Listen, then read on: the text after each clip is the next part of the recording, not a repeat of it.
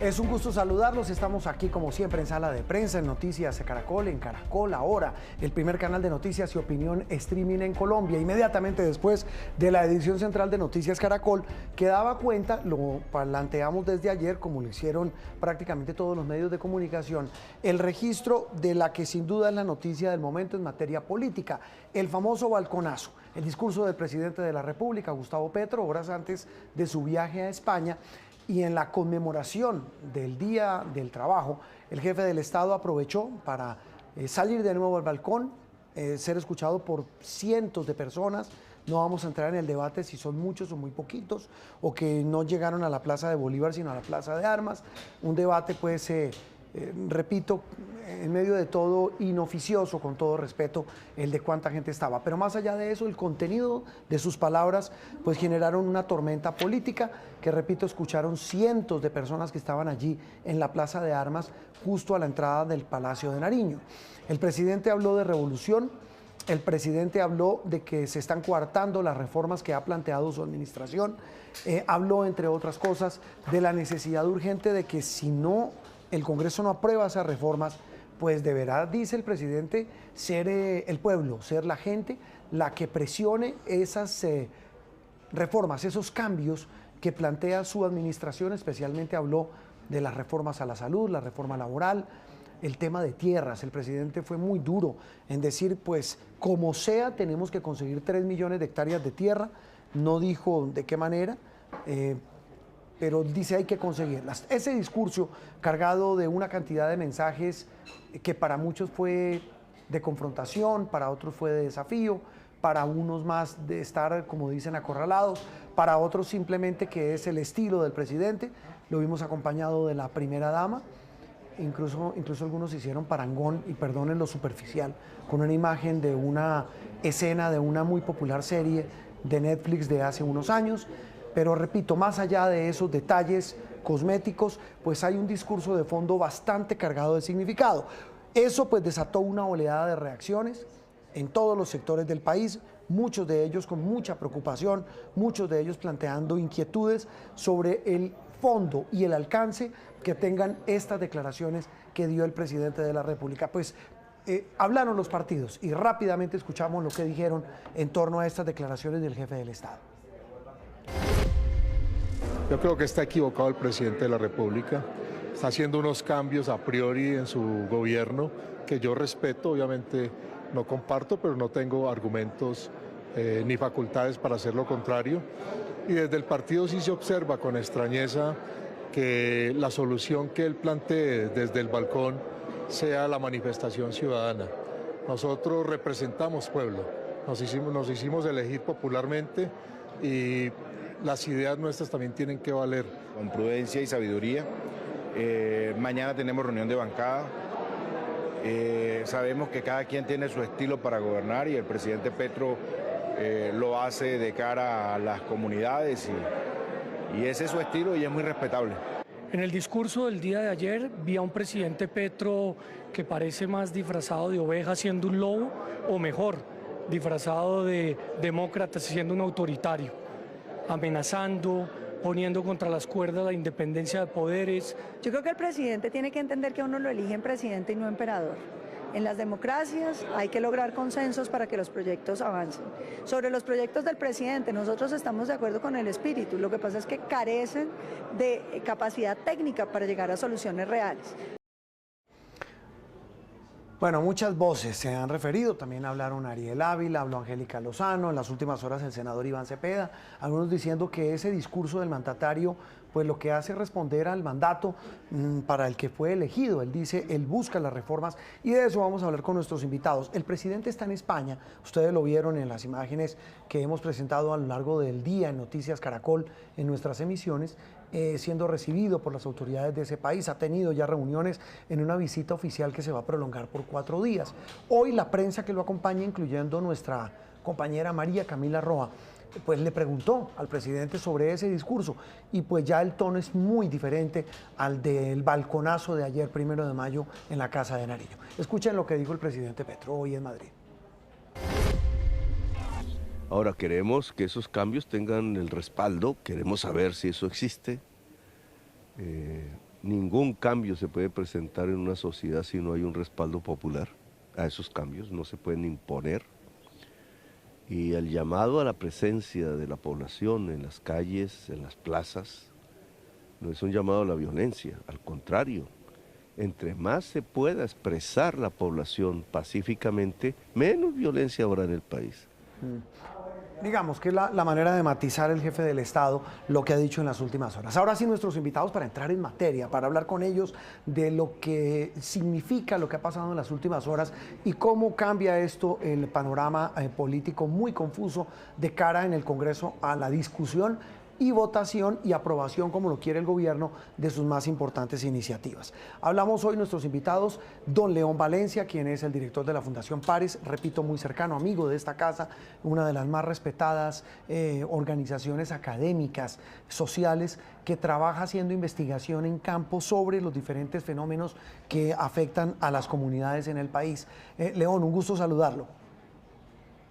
Oh, estoy muy feliz de estar acá, de poder hablar de estos temas tan importantes para el país, de este momento crucial que vive Colombia. Muchas gracias por la invitación, Juan Roberto. Muy bien, don León, ya vamos con usted. Saludo a nuestro otro invitado, César Caballero, de la firma Cifras y Conceptos Más Allá, y me corregirá don César, de ser un muy acucioso hombre de números, de cifras, de resultados. Es un muy agudo lector de los mismos, y cuando digo muy agudo lector, hace unas interpretaciones muy interesantes de lo que lee en estos sondeos que realiza la opinión pública en diferentes tópicos. César, un gusto saludarte y gracias por estar con nosotros. Juan Roberto, muchas gracias por la invitación. Es un gusto siempre estar con ustedes y con León, a quien saludo con afecto. Muy bien. Bueno, entremos en materia. León, arranquemos.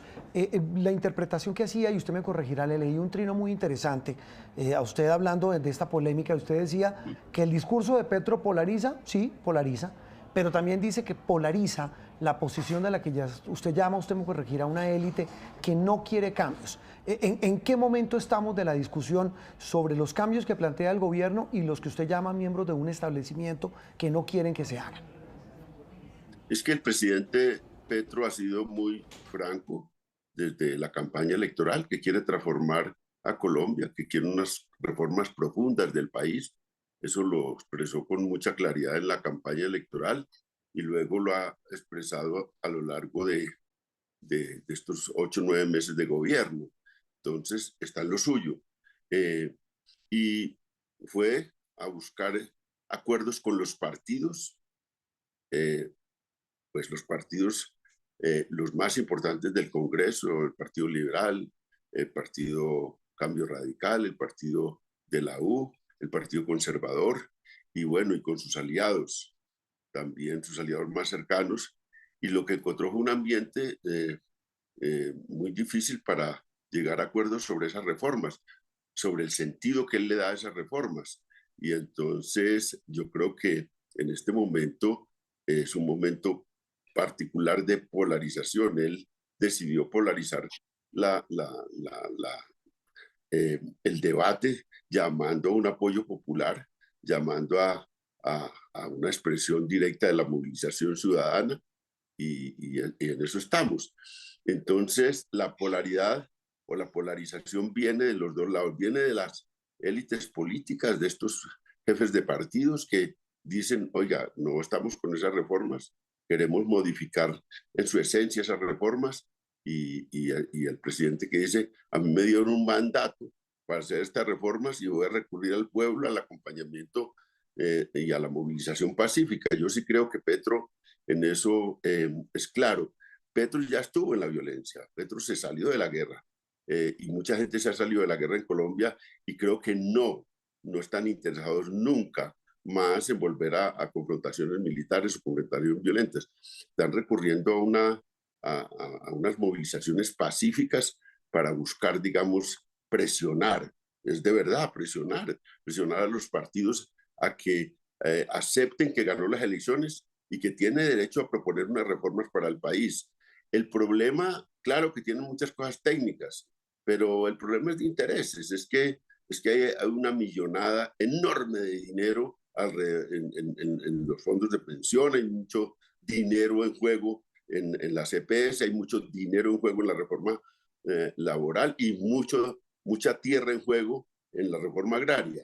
Entonces estamos hablando de intereses económicos, intereses políticos e intereses sociales complicados en un país que ha sido muy negativo para las reformas, unas élites que han sido muy negativas para las reformas. En toda América Latina se produjeron reformas agrarias, se produjeron cambios de élites importantes, se le dio cabida a la izquierda hace muchos años, en muchos países ha gobernado la izquierda, aquí nunca había gobernado, aquí no había posibilidades ninguna que gobernara la izquierda, por primera vez llega.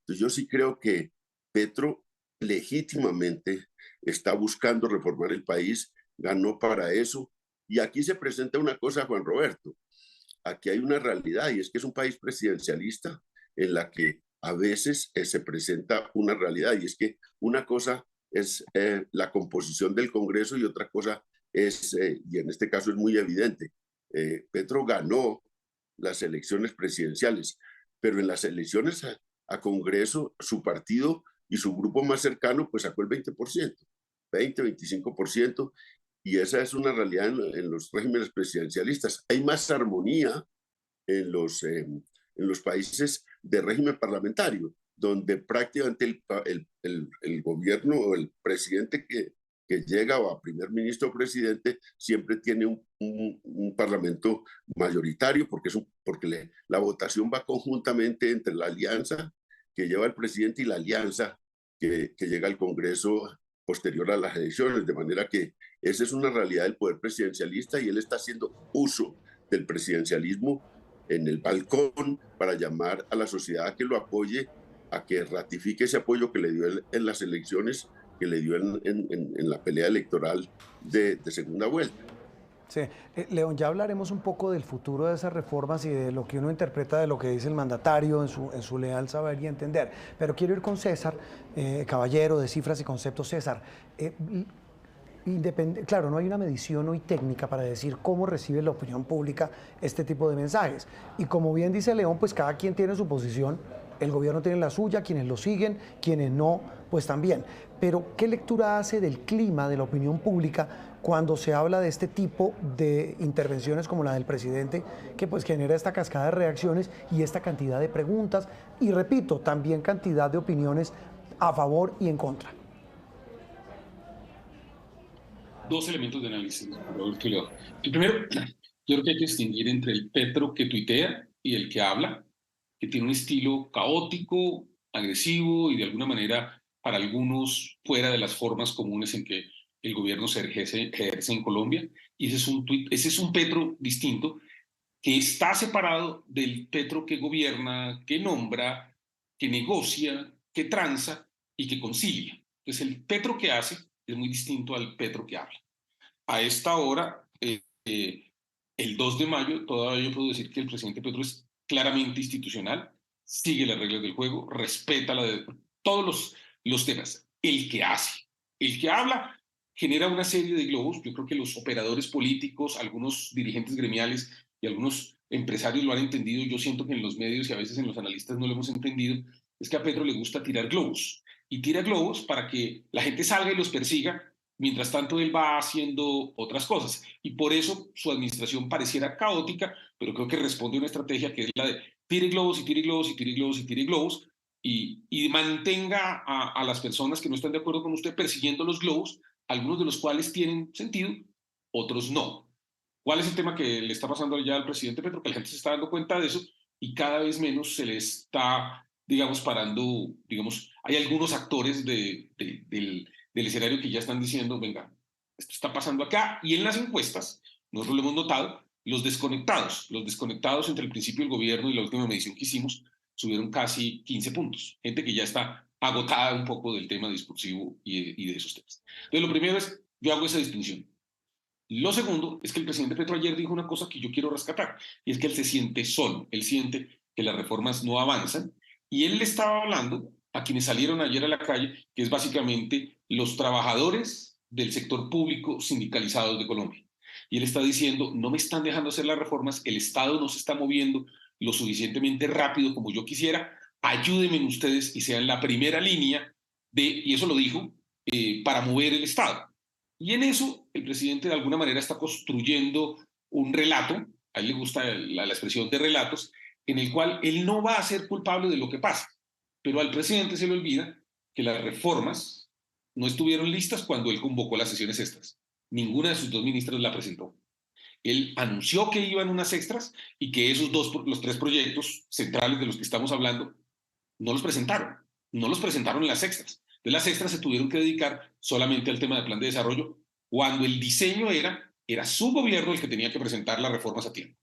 Lo segundo es que él hizo unos acuerdos y esos acuerdos de manera consistente la ministra Corcho, la exministra Corcho, los fue falseando y ella fue perdiendo credibilidad hasta un punto de hace más o menos unas 3 o 4 semanas en que varios parlamentarios se le acercaron, lo sé porque fue más o menos público, y le dijeron mientras ella esté ahí, nosotros no confiamos en la palabra de la ministra porque ella se sienta en una reunión, nos dice que va a hacer unos cambios y al día siguiente viene con el mismo texto cambiando 2 comas o un fraseo, pero en esencia no haciendo los cambios. Entonces parte de la tranca que tiene hoy es responsabilidad del presidente, parte de que la máquina del Estado colombiano está lenta, y yo reconozco que normalmente es lenta, pero ahora está más lenta, tiene que ver con fenómenos, por ejemplo, con que cuando usted le pide a 6 viceministros la renuncia protocolaria, pues usted no puede esperar que esos viceministros estén firmando contratos, estén yendo a reuniones, porque básicamente los paraliza. Cuando usted nombra a un exorcista en la Dirección Nacional de Policía, un señor que dice que lo que hace es exorcismos, pues eso es una responsabilidad del presidente. Eso no lo nombró Paloma Valencia, eso no lo nombró nadie de la oposición, lo nombró el presidente de la República. Cuando nombra a una persona como Concha Baracaldo, es el presidente el que está paralizando el Estado. Cuando no nombra hoy todavía al director del INVIMA, cuando hoy no hay ministro de Cultura, pues la máquina estatal de alguna manera pues no está funcionando y el presidente lo resiente, pero parte es por decisiones que él o no ha tomado o ha tomado mal, ha rectificado. Yo creo que haber sacado al director de la policía, el señor que hacía exorcismos, me parece está bien que haya salido de él. Lo de Concha Baracaldo me parece que está bien. Digamos, creo que en eso el presidente tiene que reconocer que parte de lo que está pasando, de esa soledad que él siente, de que el tiempo se le está acabando, pues tiene que ver con que la máquina estatal necesita unos procesos y unos procedimientos, pero necesita una gente que sea capaz de mover esa máquina estatal y él no la está moviendo. Ayer, ¿a quién tenía fundamentalmente la celebración de 1 de mayo? A las personas sindicalizadas del sector público que le pueden ayudar al interior del Estado, porque todos son funcionarios públicos en su mayoría, a mover esa máquina estatal para cumplir esos temas. Yo que noto, Juan Roberto, hoy no hay un solo miembro de la Comisión Séptima de Cámara que haya perdido gobernabilidad. Entre hace 15 días y hoy no hay ninguno solo que haya perdido gobernabilidad, lo estoy poniendo de la manera más amable posible. Y todos la mantienen. Y yo creo que la reforma de salud, el nuevo ministro va a tratar de sacarla conciliada, porque hay una cosa que es muy importante. El presidente no puede pretender que la reforma de salud pase tal y cual la presentaron. Él mismo lo ha dicho, la vamos a negociar. Pues negócienla y va a salir, creo yo soy de los que creen que es necesaria una reforma de la salud y que puede salir una buena reforma de la salud. Mire, les voy a pedir que tengo muchas preguntas y el tiempo se me agota para tratar de hacerlo un poco más puntual, con temas puntuales. León, el presidente es uno el que trina y otro el que gobierna, como dice César, y se lo pregunto porque esa parece ser una sensación que hay en muchos sectores del país. ¿Usted cree que eso es así y eso es producto de esa soledad? No, yo creo que él es Petro, y yo hice un libro sobre Petro y lo he estudiado mucho y he tenido una relación muy larga en la vida con él. Lo conocí el año en 2004, de 1994, o sea, hace 30 años que lo conozco. Y yo creo que él es una persona muy coherente. Felipe López dijo en una columna para la revista Semana, cuando ya no era el dueño de la revista Semana, que Petro es un lobo con piel de lobo. Y yo creo que sí, que es un hombre de izquierda con piel de izquierda que quiere reformar al país, que su principal, digamos, habilidad es oratoria y en la plaza pública, y utiliza eso como su principal, digamos, valor, y que ha dicho, digamos, que hay que reformar el país y con los ministros y internamente y también públicamente, pues vive reclamándoles que hay que hacer las reformas. Es que a él, por ejemplo, en el caso de la reforma agraria, le aconsejaron los ministros que no fuera a meter el tema de expropiación, y él dijo, bueno, que porque eso se incendiaba el país, entonces dijo, no, bueno, entonces yo no utilizo el tema de expropiación. Luego le dijo, hay que meter un impuesto duro a las tierras, y entonces le dijeron que tampoco. Y él ya se había inventado la idea de comprar las tierras, 3 millones de hectáreas. Y entonces en estos 9 meses, los que le prometieron venderle la tierra, le han ofrecido o vendido 17.000 hectáreas de 3 millones. Yo sí creo que él les dice, les ha dicho internamente a los ministros, bueno, ustedes no, ni puedo hablar de la palabra expropiación, ni puedo colocar impuestos a la tierra ociosa y fértil. Me inventé la fórmula de comprar tierras y tampoco me las venden. Entonces, ¿cómo va a ser reforma agraria? Estamos en un país de mayor concentración de la tierra en el mundo y un país que no ha hecho una reforma agraria que muchos países desarrollados la hicieron tempranamente en el desarrollo capitalista, y a eso es el reclamo. Ni siquiera a nadie, cuando le dicen, bueno, vamos a comprar tierra, y no aparece por ningún lado.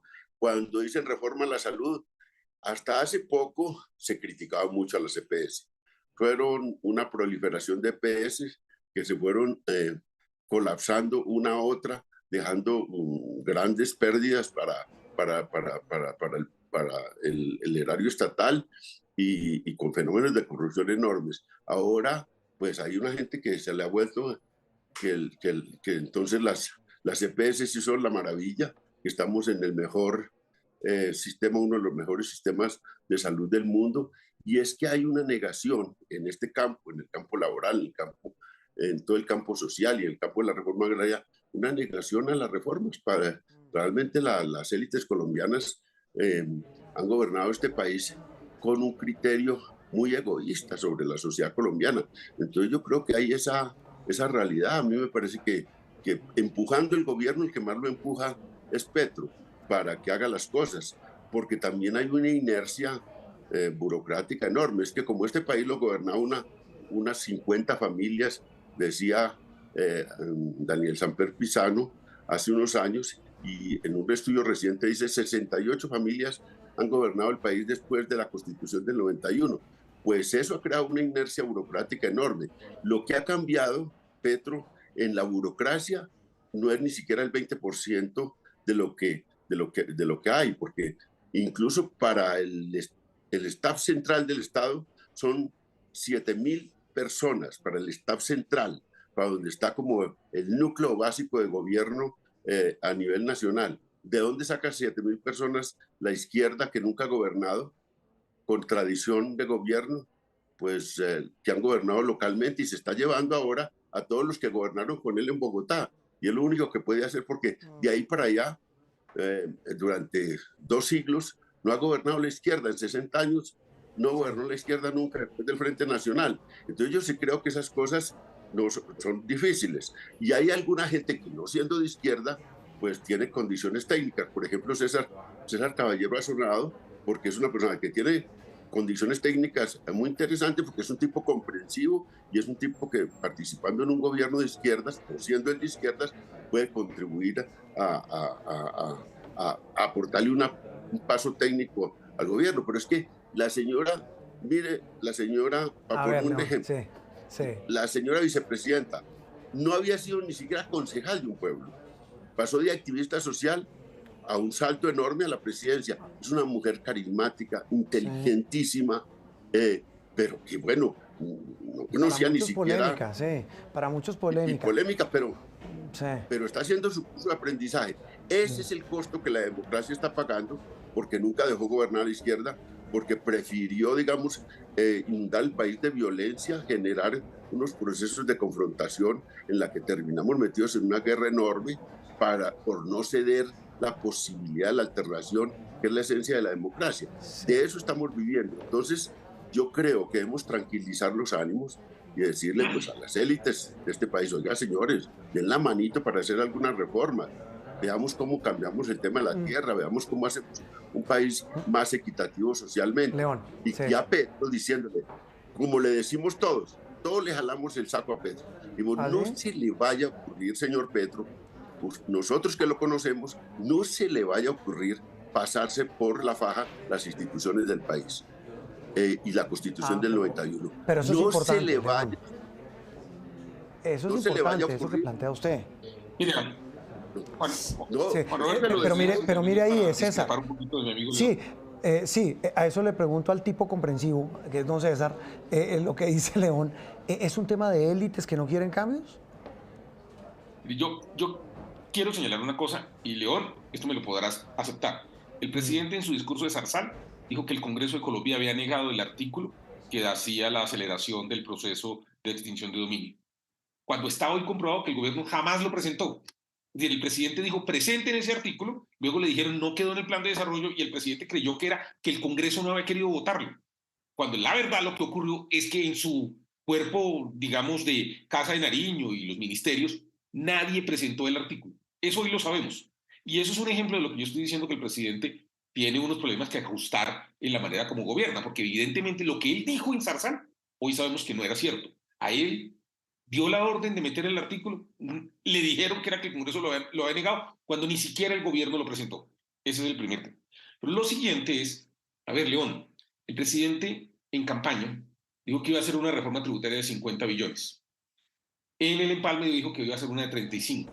Presenta una de 25 y saca una de 20. León, fueron 87 senadores de esa élite que tú llamas que no negocia y que no acepta, que votaron sí a esa reforma tributaria.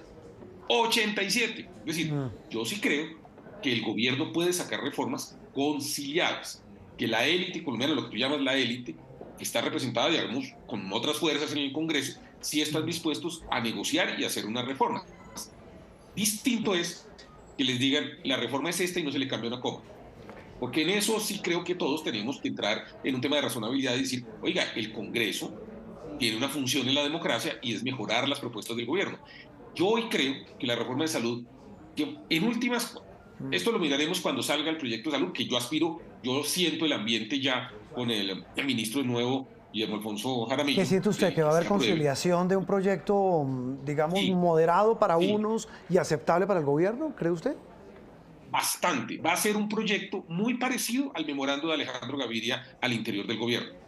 Pero en ese momento, la ministra Corcho le dijo al presidente que ya había hecho las modificaciones, y la verdad es que no las hizo. Pero luego el presidente se reunió con los dirigentes de los tres partidos y acordó unas modificaciones parecidas a las de Alejandro, y la ministra Corcho dijo, presidente, ya las hice, y tampoco las hizo. Y luego se reunió con los ponentes y dijo que las iba a hacer, y tampoco las hizo.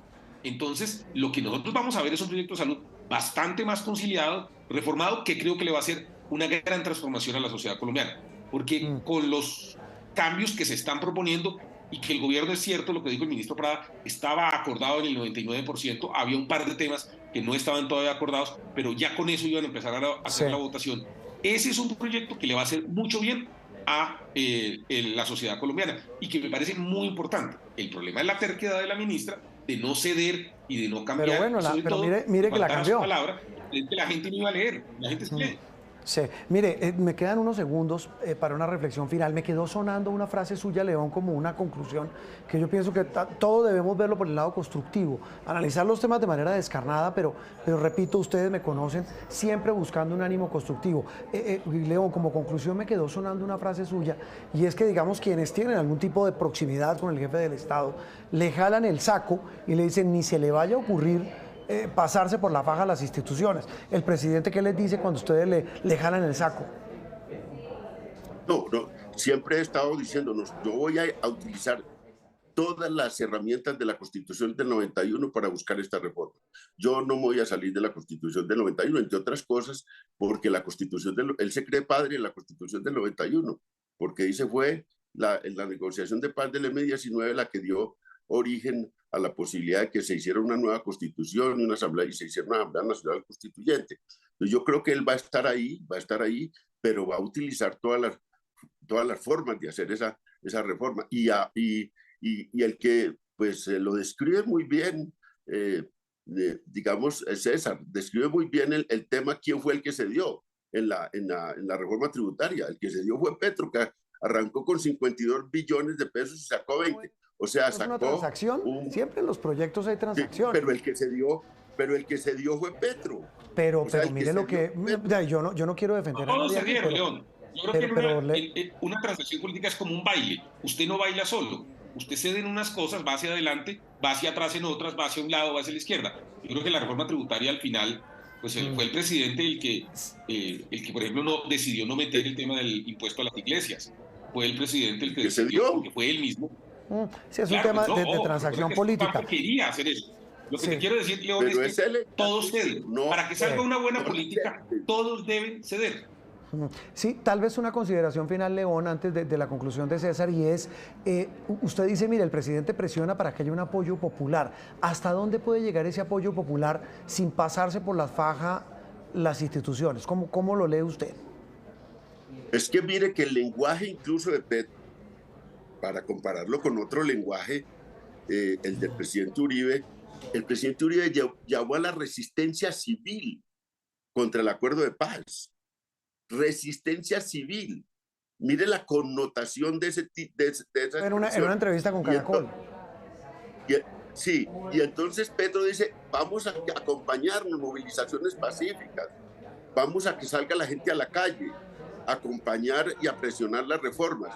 Eso es 1000 veces más suave que resistencia civil.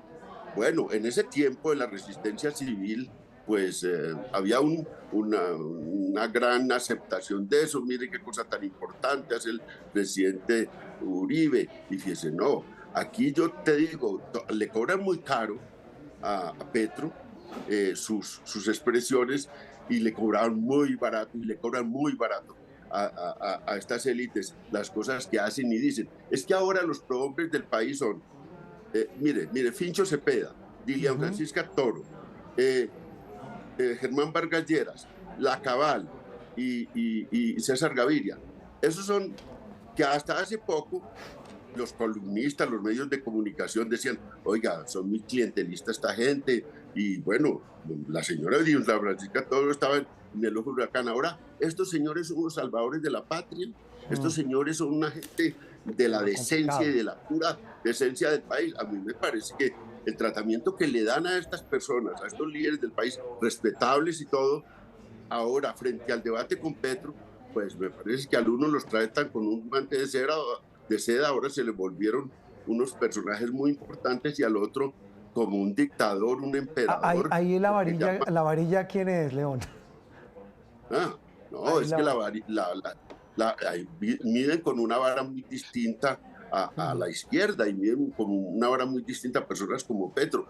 Esa es una de las cosas. Yo no voté por Petro en primera vuelta, y voté prácticamente porque, pues, ¿cómo iba a votar por Rodolfo Hernández? Me parecía un desafuero muy grande para mí. Voté por Petro, y no es pues Petro el santo de mi devoción, pero yo sí creo que el tratamiento es muy desigual. Incluso un poco de gente de intelectuales y de gente muy formada que tienen unas expresiones muy duras contra un presidente que está en el cauce democrático, que está recurriendo a las herramientas que le da la democracia, pero es que aquí le tienen mucho miedo a la democracia y a la gente en la calle y a la gente pacíficamente manifestándose. Eso es una tradición muy, muy mala para el país. El país tiene que expresarse. León, la conclusión, César, frente a estas reflexiones, la otra cara, la otra mirada de esta fotografía, si se puede llamar así, desde otro punto, la suya, para concluir, sobre, repito, el presidente, sus declaraciones, su manera de gobernar, y también, como dice León, la forma como lo están tratando frente a sus propuestas de buscar reformas y de buscar cambios, y como dice que fue lo que prometió en campaña. Mira, así como señalé que tenía una discrepancia con León en unos temas, yo quiero señalar que tengo un acuerdo con él. Yo sí creo, por ejemplo, que en muchos sectores de la opinión pública tienen un estándar de juicio mucho más alto con el presidente Gustavo Petro que el que tuvieron con el expresidente Iván Duque. Por ejemplo, eso para mí es notorio, es innegable, y en eso yo coincido con León. Pero Petro debería asumir eso como una gran ventaja, y es porque le van avisando de los temas antes de que los escándalos de corrupción se presenten, digamos, en los temas, y tener una prensa libre diciéndole cosas me parece que es muy importante, y que un gobernante debería escuchar un poco las críticas, y creo que Petro las escucha. Esa es, creo que una de las razones fundamentales por las cuales el ministro de Transporte salió, gracias a que fueron los periodistas los que dijeron, oiga, ¿cómo así que usted está recibiendo regalos de un contratista del Invías? en el avión. Eso, evidentemente, eso es una cosa que no debería ocurrir. Entonces, me parece que en eso coincido con León. Pero lo que yo voy a señalar es esto. La coalición en el Congreso se va a mantener. Probablemente no tan fuerte ni tan avasalladora como la que tuvimos entre agosto y diciembre, pero la coalición se va a mantener. El gobierno sigue dando representación política a los parlamentarios y está haciendo la negociación. Y, por ejemplo, para decirle a León, hoy el doctor Efraín Cepeda es lo que llamamos el fincho humano, porque hace parte de la coalición del pacto, digamos, del Congreso, y está en eso, y él está peleando con ello. Esa sí no la había oído, César. El fincho humano, la Dilian humana. El fincho humano, pues.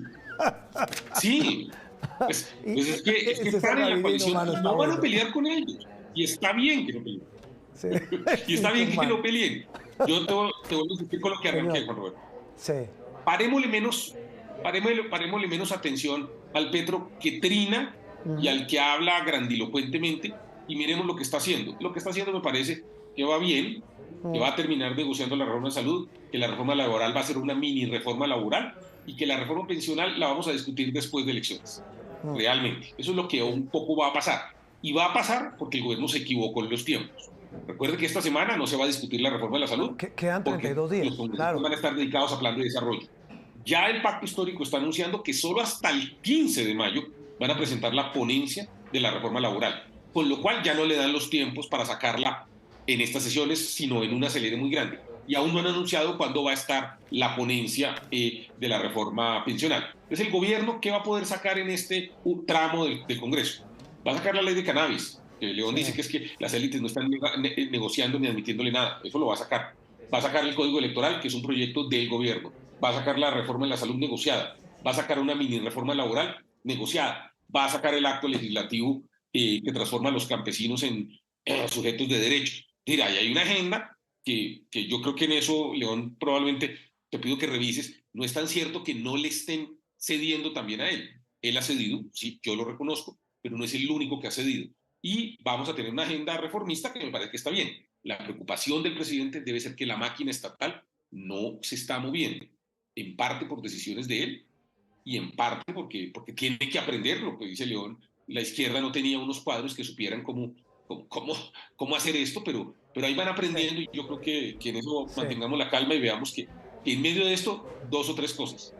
La tasa de desempleo ha caído. Es una noticia muy importante, pero muy, muy importante. En medio de un clima donde estamos viendo que muchos de los opinadores públicos vemos catástrofes y catástrofes, la tasa de desempleo está cayendo. La inflación de alimentos ya empezó a controlarse.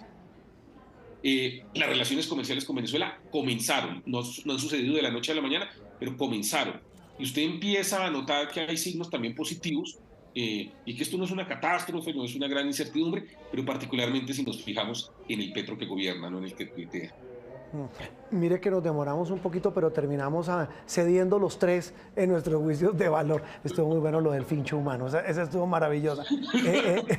León, César, como siempre, un gusto, de verdad, un gusto de verdad escucharlos y construir. Lo que estamos es aquí escuchándonos todos y planteando posiciones de temas para buscar, como siempre le hemos dicho, salidas y sobre todo respuestas a esta compleja realidad nacional.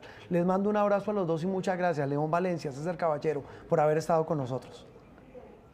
Querido Juan Roberto, muchas gracias. Un fuerte abrazo, un abrazo, querido León. Tomémonos un café.